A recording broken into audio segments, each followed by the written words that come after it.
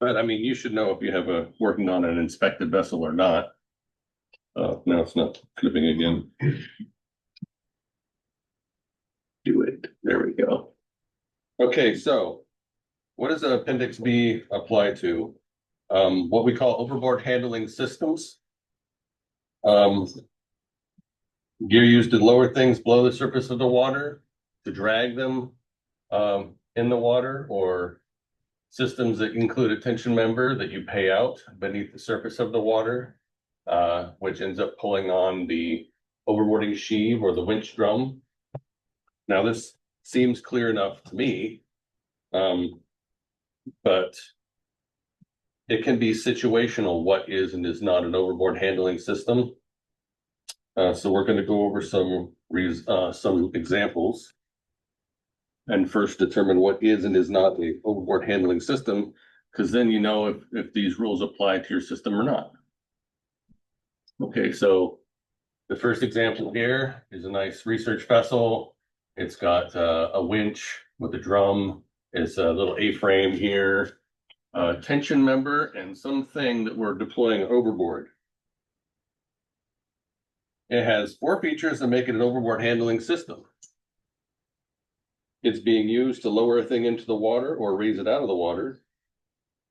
It features a tension member that's below the surface of the water. The tension in the tension member is being transmitted to the rest of the system, and it's got a winch. So if a tension member were attached to the frame and the thing, it would still be an overboard handling system. Well, anyway. So another example, same system. Now we're dragging something through the water. It's got a tension member transmitting tension to the rest of the system. The tension member is underwater, so this is an overboard handling system.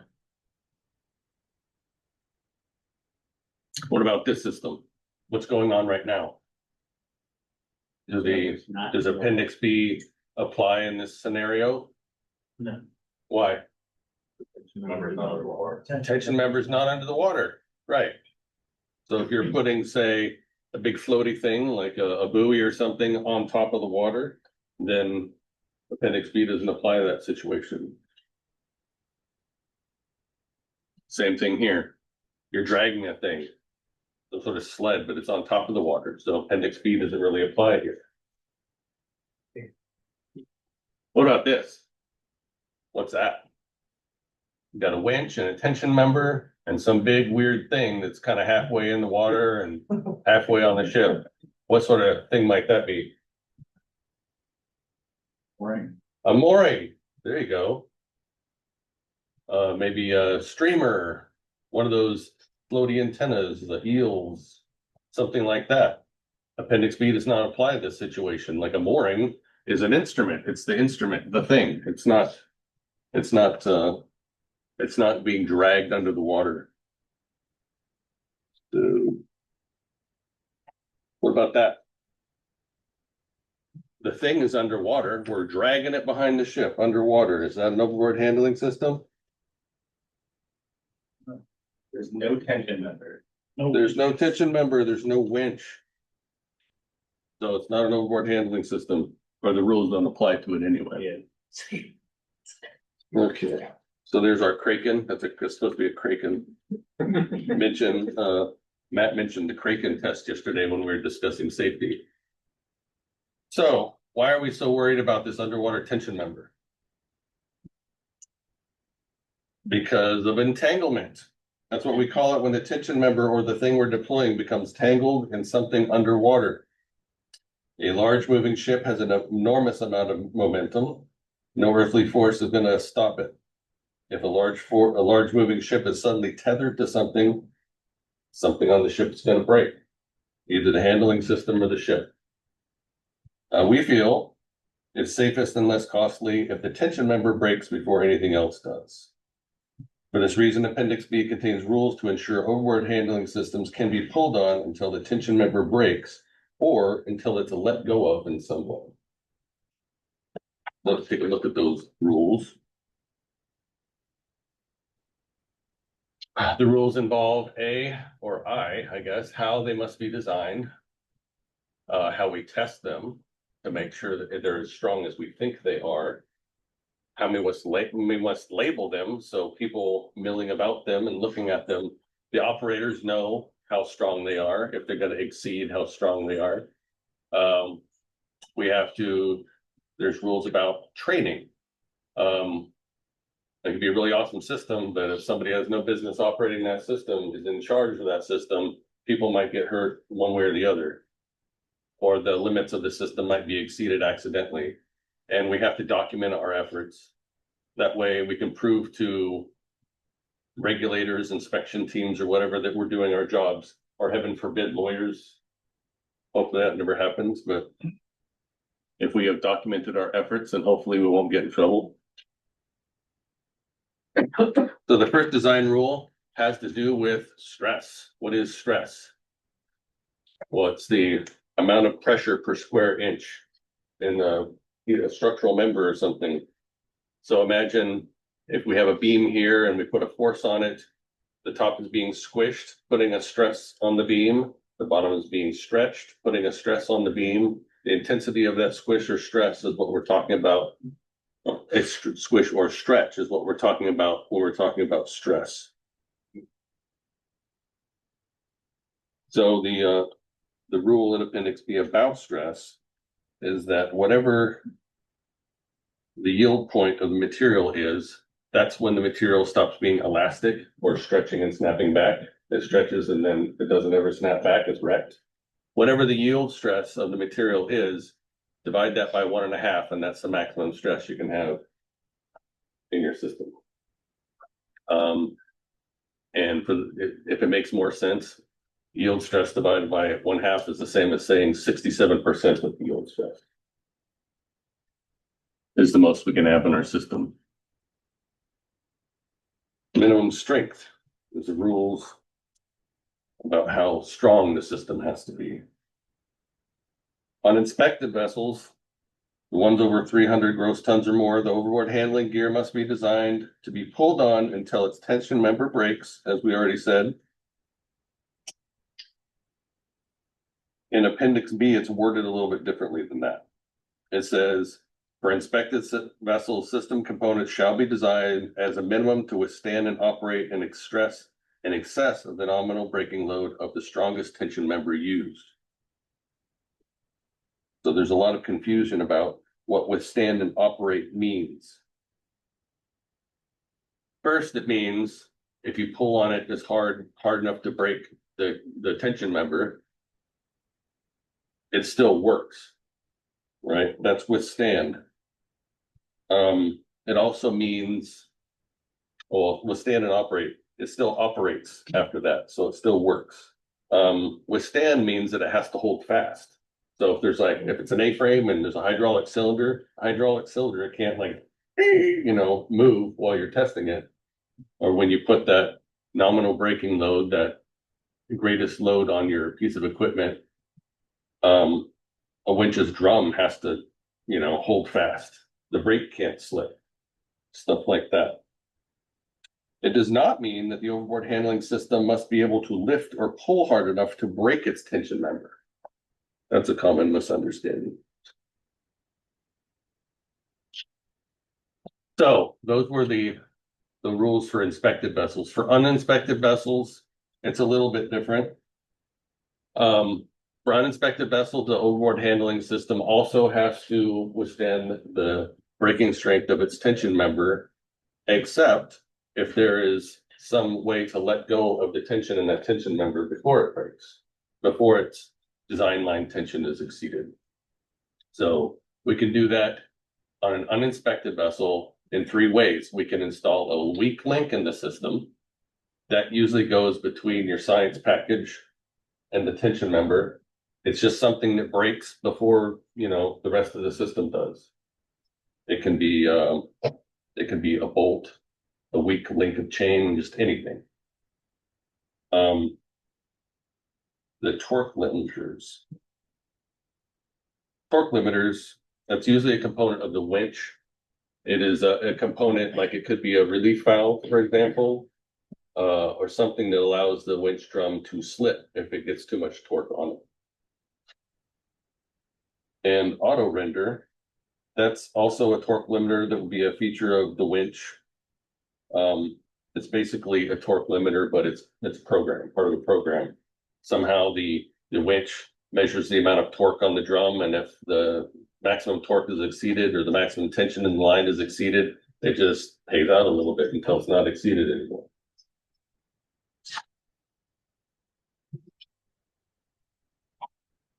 So the directional pull.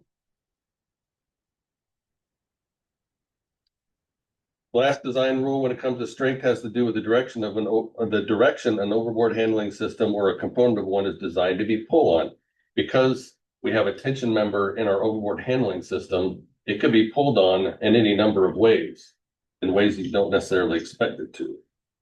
So this is just a reminder for people designing these systems to consider all the various things their customers will be doing with it. Oftentimes a system is just designed to be pulled on in one way, but then, we're towing and all of a sudden it's pulled on that way and that way. So this is more a rule for designers to pay attention to.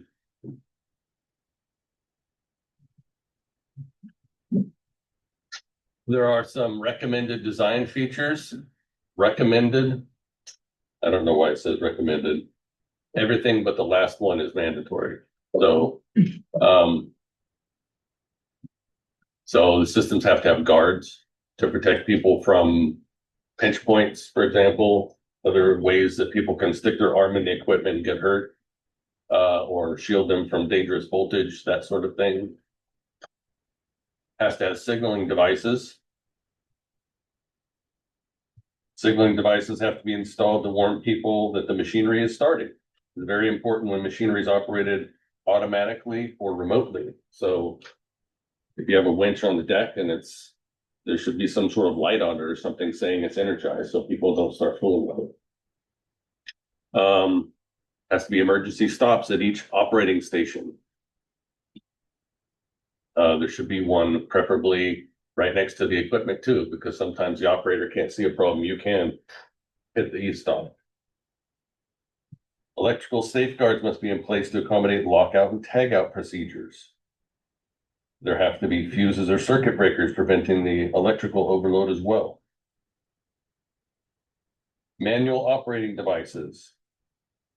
This has to do with the system's controls. The controls must require constant user intervention. They have to be what they call dead man controls. So the controls that have a spring center, like if you pay out and then you let go, it returns to no payout. That way, well, like I said, it's a dead man style control. That way, if something happens, it's not just going to keep paying out. If the operator dies, it's not just going to keep paying out and hurt somebody. Maximum capability documents are no longer a requirement. They used to be. They're documents that define the safe working tension of the overboard handling system or component. They're very handy to have. They're the easiest way to show someone or remind yourself of what your overboard handling system or component is capable of. They are very easy to get from a manufacturer when you're buying something. Keep that in mind, right? Sometimes you buy something and years later you go, oh shit, I should have gotten a overboard handling system or an MCD, I'm sorry. And they contracted with somebody else to do the engineering and they don't even know what it is, the information that needs to be in there. So it can be hard or expensive or impossible to get them after you purchase the equipment. So keep that in mind. Even though we're not a requirement, they're a freebie when you buy something usually, so get them then. Installation. So you have to install equipment in accordance with the manufacturer's instructions. You have to make sure that suitable guards are in place. Maybe you bought a new piece of equipment, or the scientists brought something on board and you can see that there's a pinch point or access to some dangerous thing and there's no guard. Put some guard in it of some sort. even if it's just like a barrier around the equipment so they can't get to it. You need to make sure the operating limitations are posted appropriately. The safe working tension generally should be in the operator's view. Post other things as required, such as never press the red button and the blue button simultaneously, whatever is necessary. Any operational limitations that are going to keep people safe, posted at the operating station or on the equipment, wherever it's appropriate. We need to make sure that trim and stability limitations of the vessel aren't exceeded by our equipment. This is something usually worked out by the naval architects, you know, before when we're in the design phase, before the stuff gets to the ship, hopefully. But for portable equipment, that's not always the case. So if you have a really big thing you're going to stick on a ship, you need to communicate with the operator, who has a little program where they can calculate, you know, if it's going to be okay or not, or they can, you know, talk to a naval architect.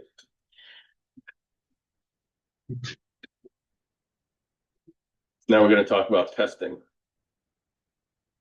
Appendix B requires that every component of an overboard handling system be tested. And we do that to make sure that our stuff remains as strong as we think it is. Well, it is initially as strong as we think it is after it's manufactured, and it remains that way. Of all the things we have to do to comply with Appendix B, testing can be the most difficult. That's because Appendix B requires us to test our overboard handling systems as they're used at sea. At sea, that's super easy. If you're pulling up a big, huge thing, you're loading it, you know, in just the right way. You'd be loading it when you're picking up that big, huge thing. But in port, it can be really hard. And it creates a lot of obvious and not so obvious problems. So I'm going to run through all my slides about testing, and when we're done, what I'm going to do is we're going to go through a procedure that I wrote, a testing procedure, because it contains a story about, you know, a lot of the problems that we're going to run into when we make a testing procedure.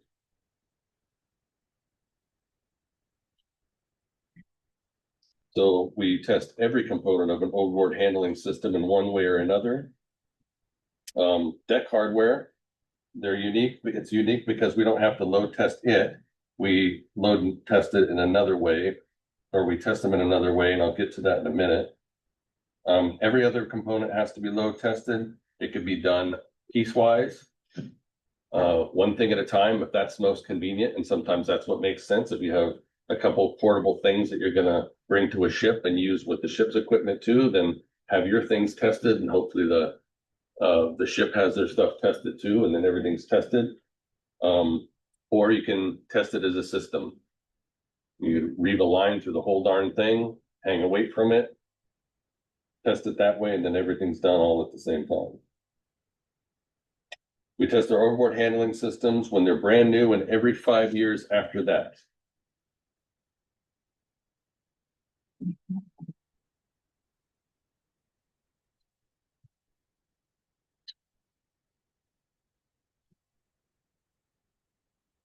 So an initial testing and assessment is what we do when an overboard handling system is new, and the owner of that system is who is responsible for the testing.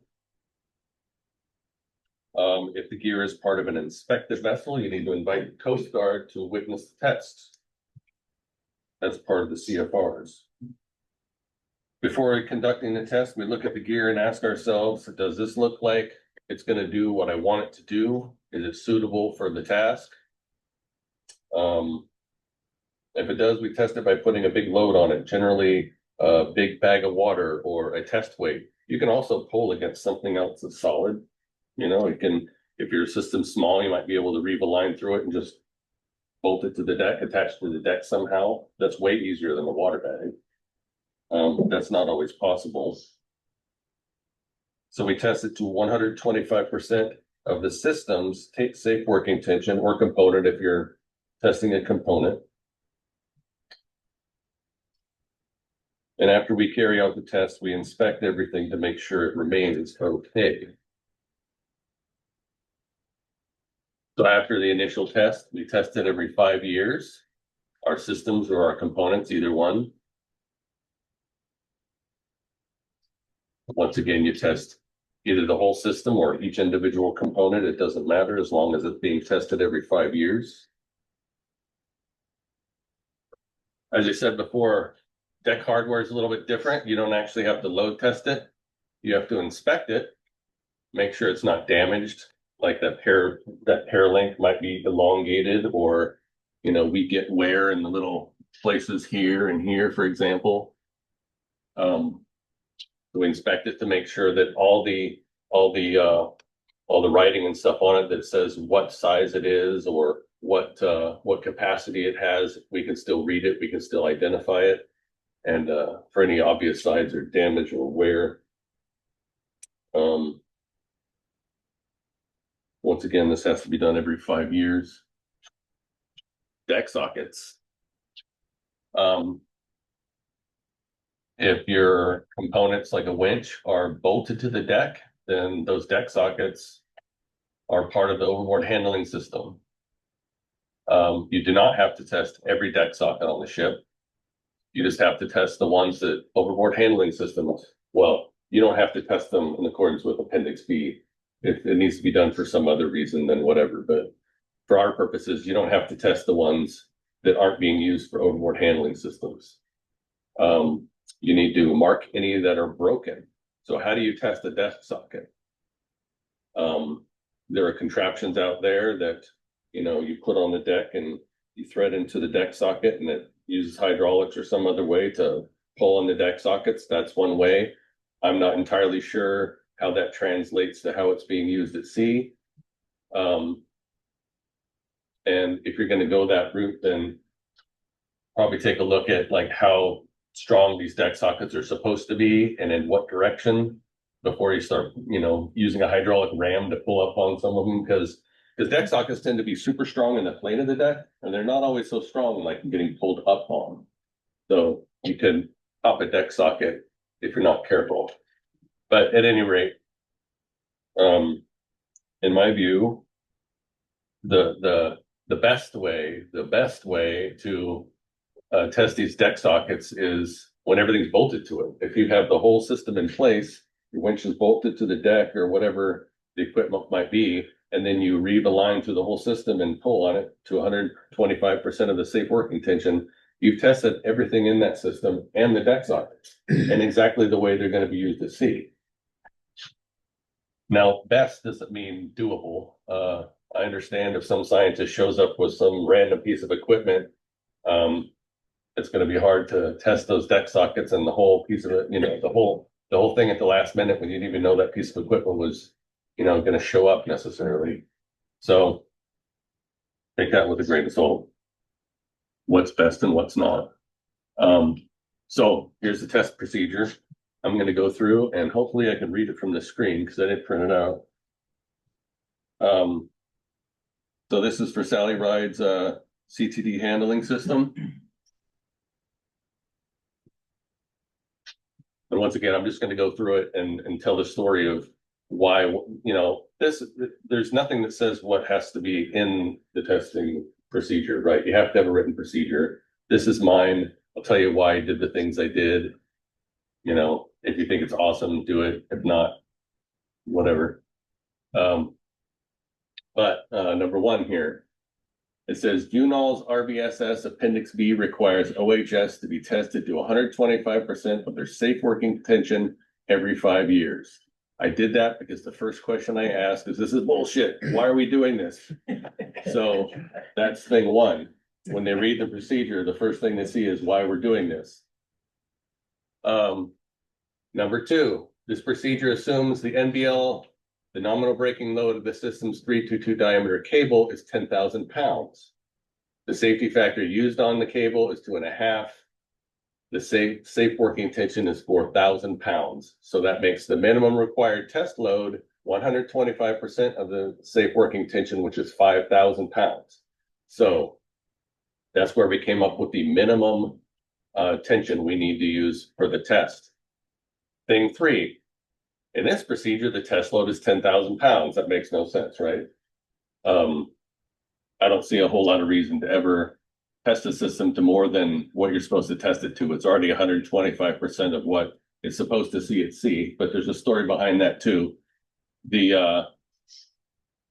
Well, which is less than the safe working tension of the Allied CTD 11B, handling unit, the Markey Cast 6 125 winch, and the Smithburger 322 guide sheet. So the whole system was made to hold way more or handle way more tension than our 5,000 pounds. And in this case, the master said, well, if it's supposed to withstand the breaking strength of the cable, then we should be testing it to that, which I said, no, you don't have to, but that's what he wanted to do.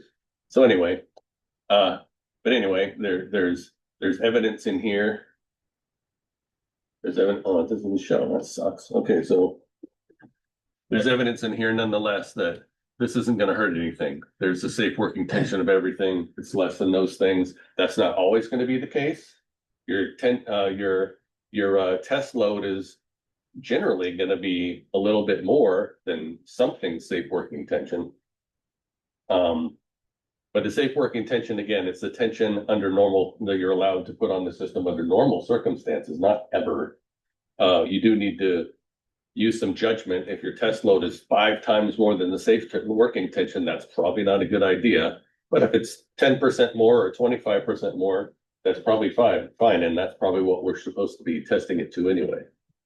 So, number 4, verify the dynamometer that will be used is properly calibrated. We want to make sure that our test load is actually what we think it is.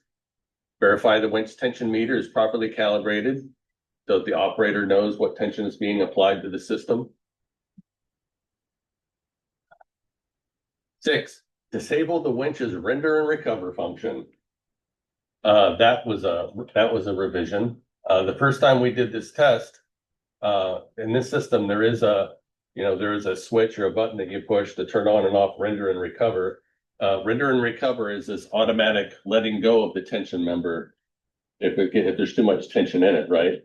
So there's a little switch that you can turn that on and off. But what we did not know is there's also a maximum, programmed into the controller. So we found that out when we put 10,000 pounds on it.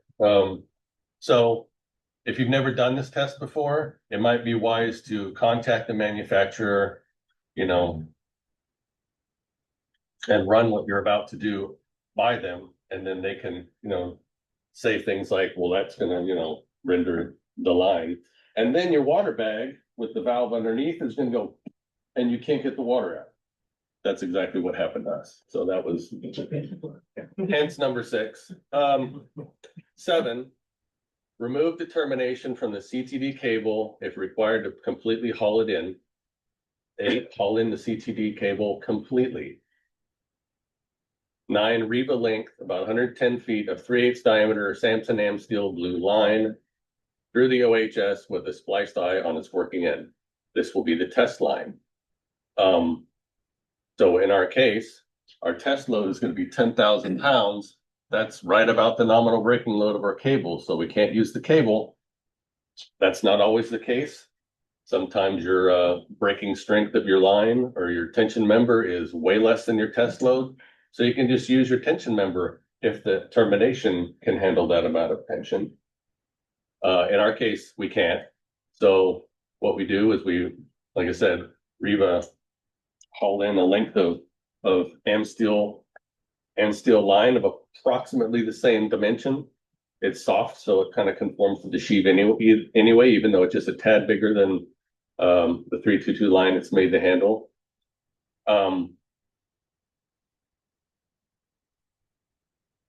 And we lash it to the bitter end of the CTD cable. We learned the hard way, as you can do this, or we have done it several times on top of this, nice, smooth, round CTD cable packed real tight on the top of the drum. The line didn't chafe. The line didn't dive under it, lower layers and get cut or anything like that. But we found out that you cannot do this always. We did it on a different winch with 3x19 wire rope on it, and the rope just broke. So what we started doing is we cover the top layers of the cable or wire rope on the drum with some thick rubber sheet or several layers of canvas or something to keep the line from chafing. And we've had good luck doing that. Haul in the test line until there are 10 or more wraps on the winch drum. That means that we're just lashing the test line to the end of the cable, so we can't pull on that very hard. But if you put a whole bunch of wraps on the test line, then it's kind of like putting the line around the capstan and it holds fast. And then the 10 number is arbitrary. I think I actually revised this and lowered it because we didn't quite have enough test line and it turned out to be okay.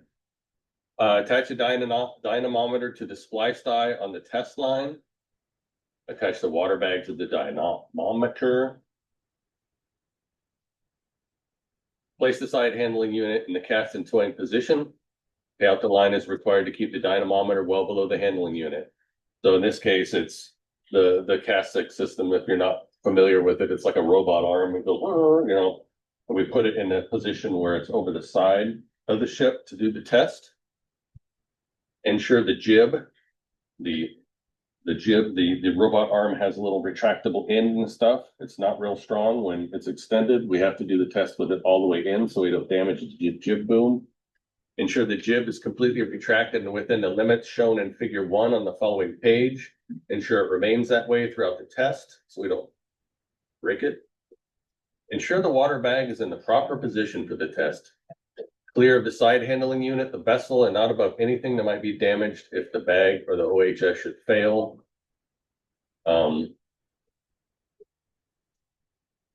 Slowly fill the water bag until the diameter reaches 10,000 pounds. Check for agreement between the dyno and the winch's tension meter as the bag is filling. I don't know, it's just a quick, you can tell if your tension meter's calibrated or not.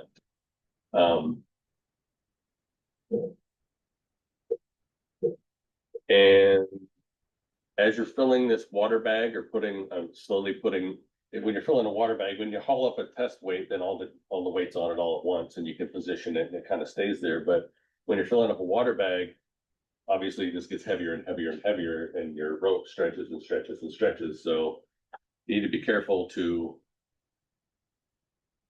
not put too much weight into it.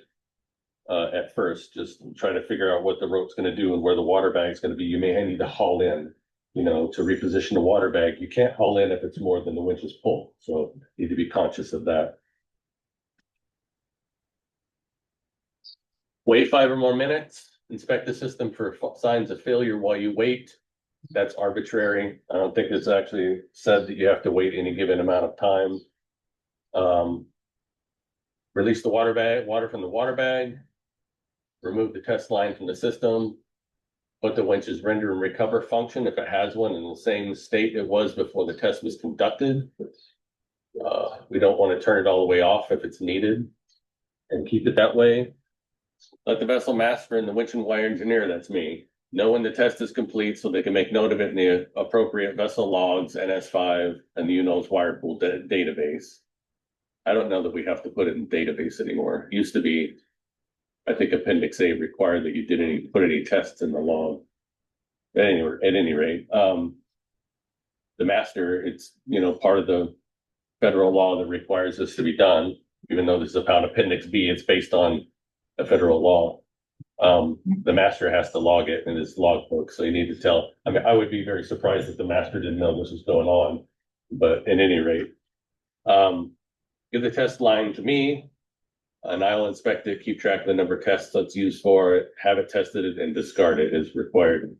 So, I mean, in this particular case, our test line is also operating, you know, at a pretty good fraction of its braking strength. We don't know how many times it's gonna withstand that because we just started doing this. So I've been working with the wire pool, or I was working with the wire pool to cut off a chunk of the work again and have it tested as we do these tests so we can figure out eventually, you know, how often can we do this? Because these lines are super expensive.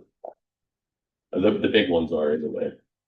So any questions on the test procedure or comments or? Yeah. Quick question.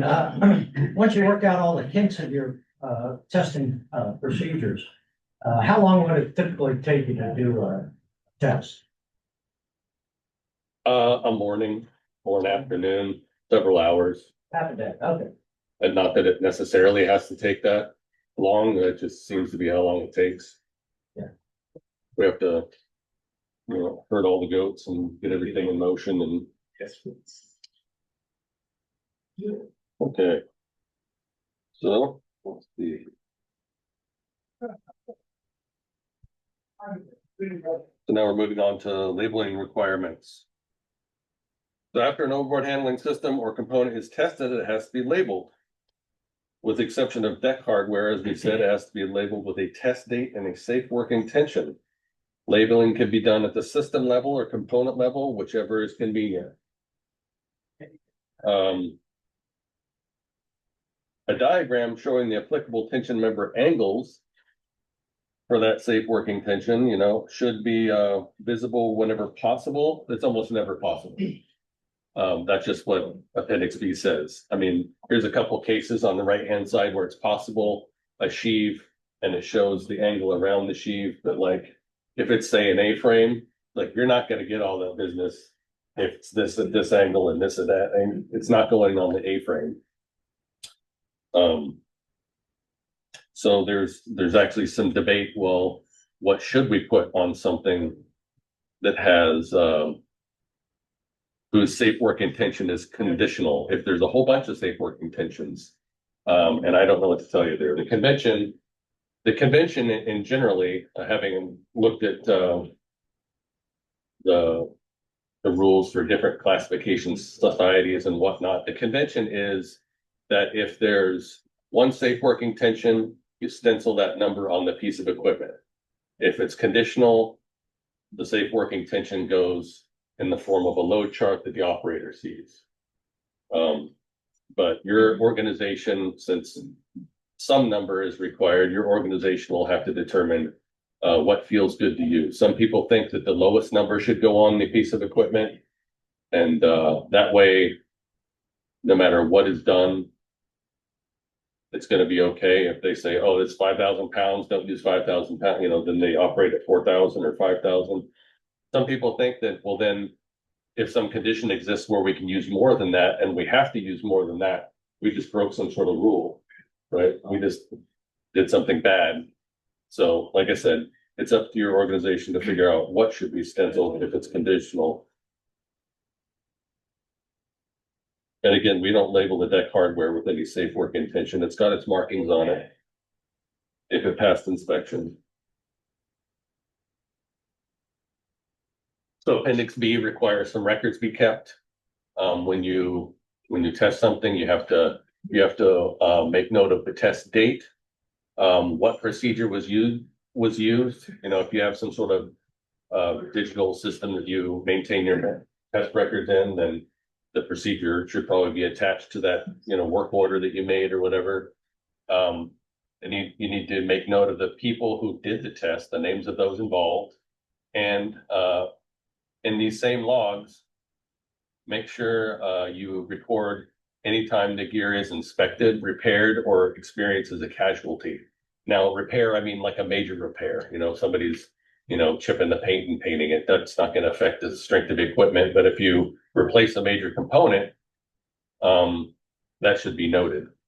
And really, the tests have to be done, I said initially, and every 5 years. I said, or when the equipment repairs is repaired, has a significant repair or experiences a casualty. That's another time you need to test it, if I didn't mention that already.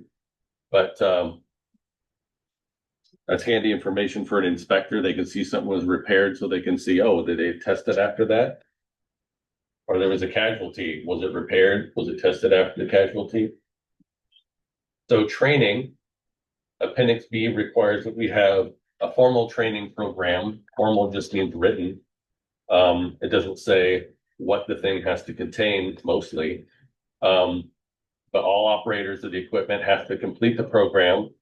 It does have to be a refresher training of some sort, has to be done annually. It's preferably hands-on training, but like I said, there is no real requirement there.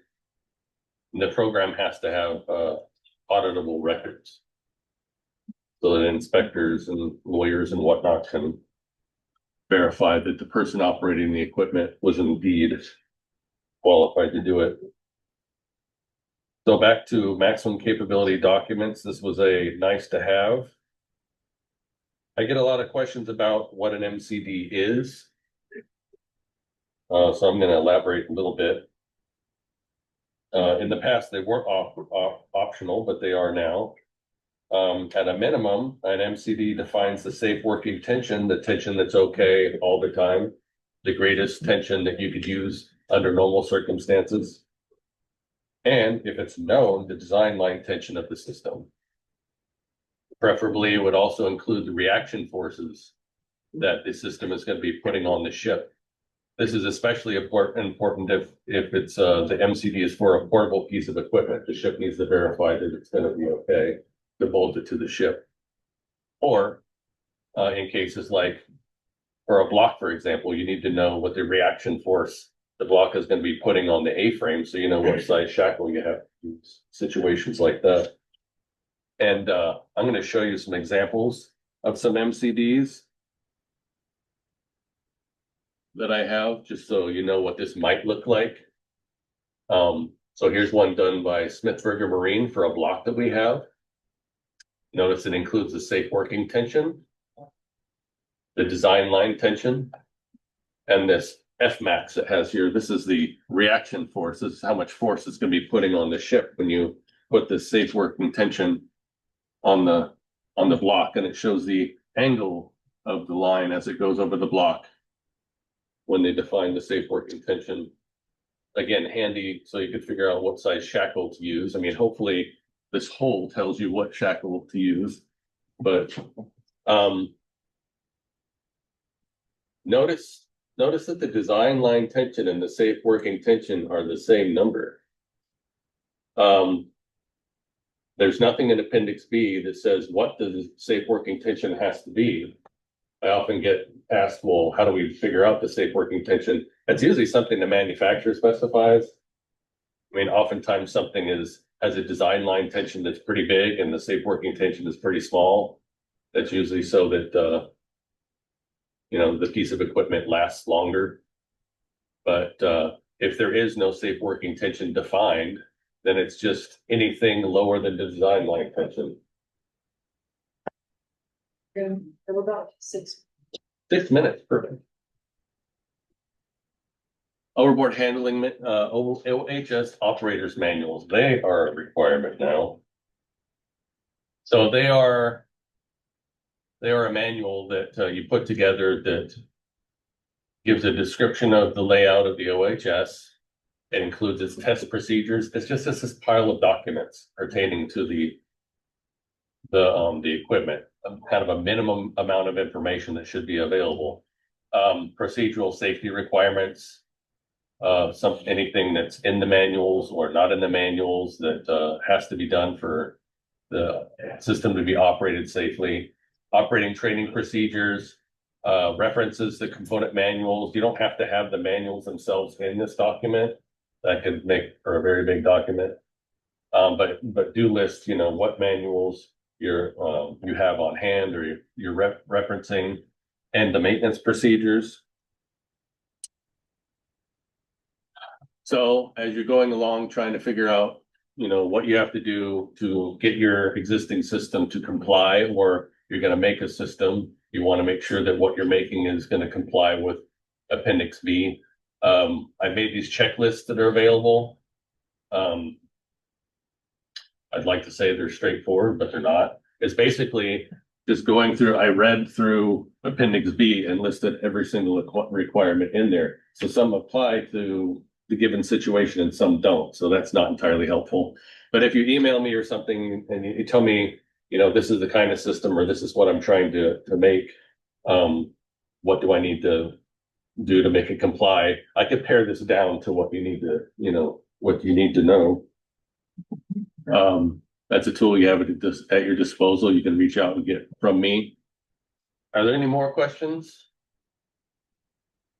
Yes. Why are MCDs no longer required? Well, it's interesting. Nobody was getting them. We required them. Nobody was making them or complying. And so the thought was it's too onerous to have them. So we invented the overboard handling system manual, which is way more work. And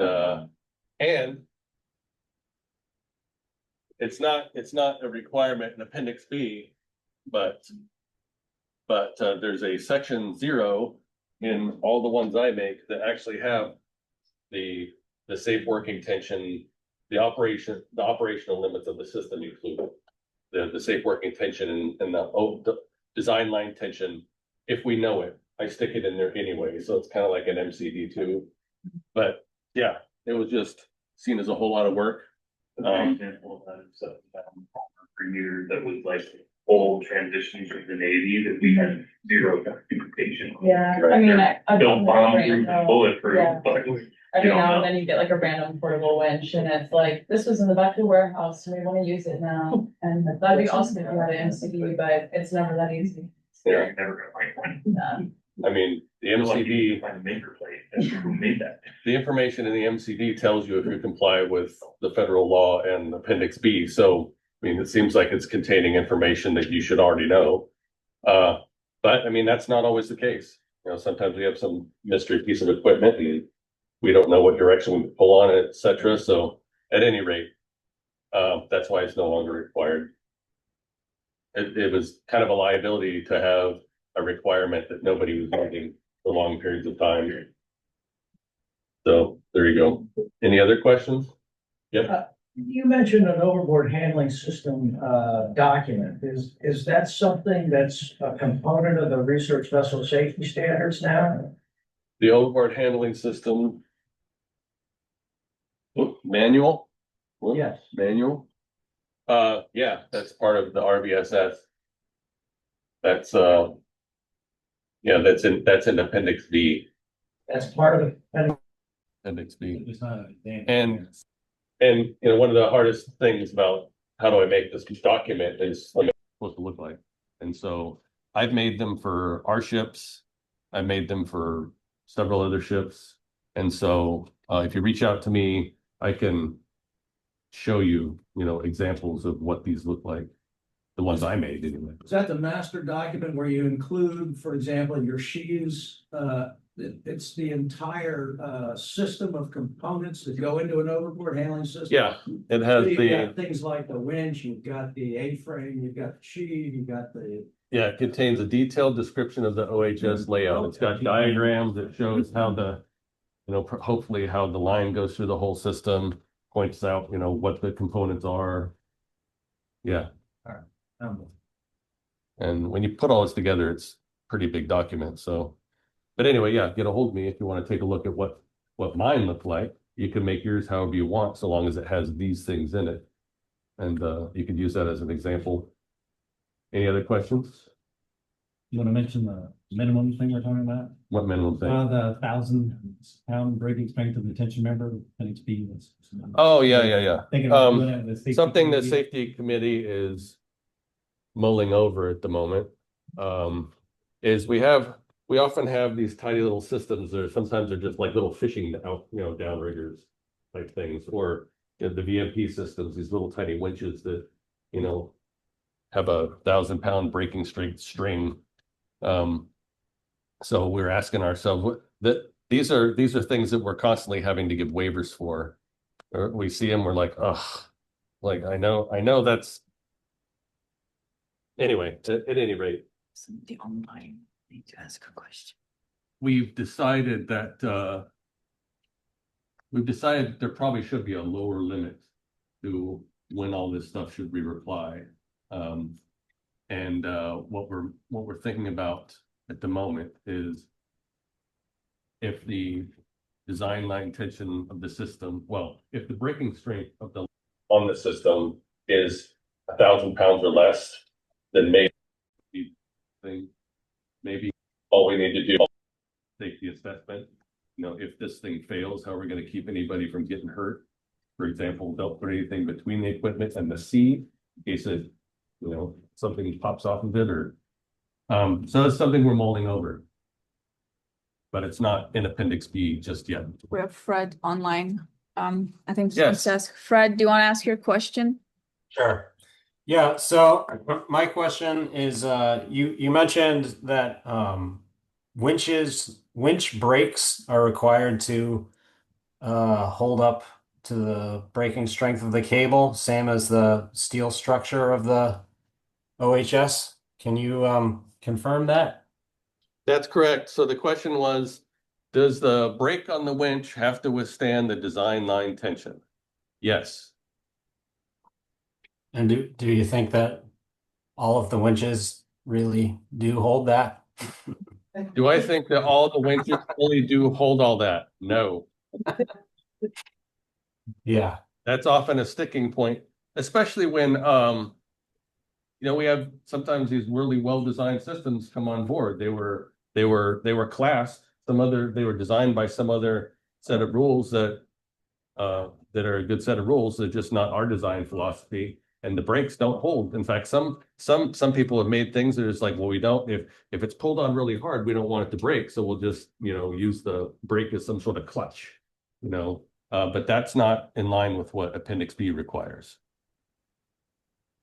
Roger that. Yeah, in fact, I believe DNV requires that your brake render. Well, one more thing that we're mulling over, as the safety committee is mulling over at the time, is it does seem kind of silly. If something was built and classed to DNV standards or ABS standards or whatever, a set of standards that the Coast Guards themselves accept as equivalent to their own or good enough, do we really want to say that's not okay? So we're looking into perhaps saying that some of the standards put together by these classification societies are equivalent. That's something else we're thinking about. Yeah, and I recall seeing that in the writing of 46 CFR. It's Yeah, right. and that's one of the reasons why we're considering this. If the federal law, says that that's okay, why should we say it's not? Yeah. Cool, thanks. Yeah, if a classification society that's been classing cranes for 100 years says it's okay, why does Aaron that's been doing this for 10 years say it's not okay? Yeah, so any more questions? All right. Thanks, Aaron. Thanks for coming. Oh, I have several announcements. So we are now doing daily check-ins. Tomorrow, we have a new meeting location called Sumner Hall. I'll send a reminder. And then dinner is tonight at Ida and Cecil Green Faculty Club from 6 till 9. And then you can only bring cash if you get more things. And then group photo at 12:45. Those daily check-ins, are they here or at the other hotel? They will, That's on the other place, yeah, they will be, They're, there will be, tomorrow they will be at some daily places. okay, but not here. It is you just scan your barcode. Oh, okay, so just scan that. QR. I'm just at a different hotel, so I think to them, walk down there, then come up here and check. Thank you, Aaron, very Yeah. much. Appendix B, important, very important. Okay. Yeah, they check me out.